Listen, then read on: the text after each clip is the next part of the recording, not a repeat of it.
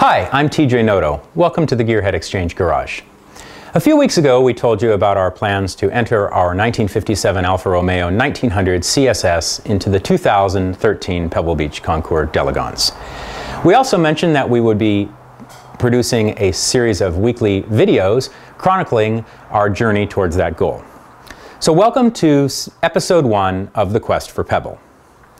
Now, we're not sure that our car will even be accepted by the review committee. The Pebble Beach Concours d'Elegance is one of the world's most famous and most highly regarded car shows, and the competition certainly will be stiff. You're not going to get into Pebble Beach with a garden variety Jaguar E-Type or even many Ferraris. Cars that are accepted have to be considered ultimately elegant, but oftentimes they are cars that have a significant race history, a special technical history, or something that was groundbreaking when the car was first created. While our Alfa Romeo may not fit some of those objectives, it certainly is elegant in our eyes, and we're hoping that the review committee will feel the same. According to Alfa Romeo's Archivio Storico, our 1900 was built on January 8, 1957, and sold in Verona, Italy on the 23rd of that month.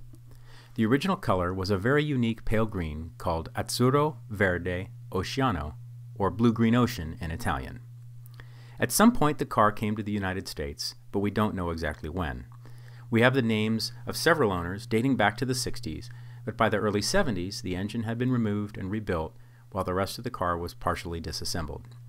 And in that condition it sat until 1981, when it was purchased by a gentleman on the West Coast who brought the car back from Burlington, Vermont on a trailer. That owner never got around to his planned restoration, and it sat in storage until late 2011 when we found the car and bought it. Our original goal was to get the car back on the road without doing a complete restoration, but it quickly became apparent that there was simply too much body damage to the front of the car, which had been repaired very poorly. We began stripping the paint from the front of the car, and upon doing so found gallons of body filler. Most of the front end of the car was sculpted out of the stuff. At that point we knew a full restoration was the only course of action, and we stripped the entire body before delivering it to Shin Yoshikawa, one of the world's most talented and well-known fabricators and restorers of vintage automobiles.